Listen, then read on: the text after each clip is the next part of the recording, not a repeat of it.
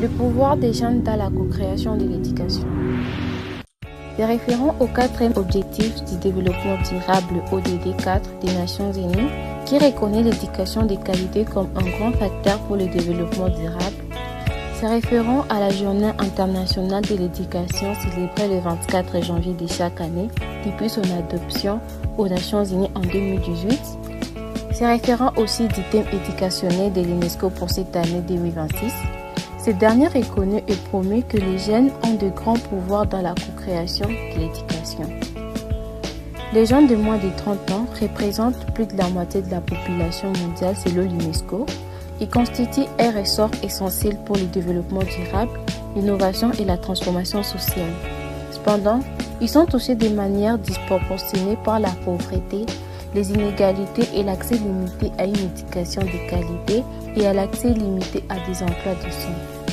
Lorsqu'il s'agit de façonner l'avenir, les jeunes ont un rôle primordial à jouer.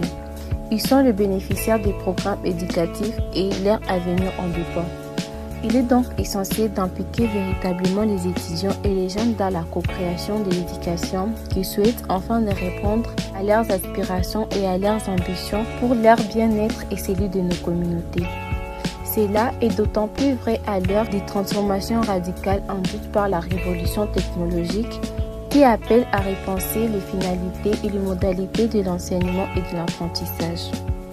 Le pouvoir des jeunes dans la co-création de l'éducation est une conviction que les élèves et les étudiants ne sont plus des simples consommateurs d'informations ou d'éducation, mais des partenaires actifs qui façonnent leur propre apprentissage.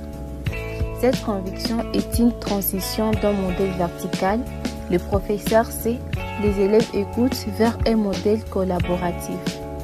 La co-création de l'éducation par les jeunes ne signifie pas que l'enseignant perd son rôle.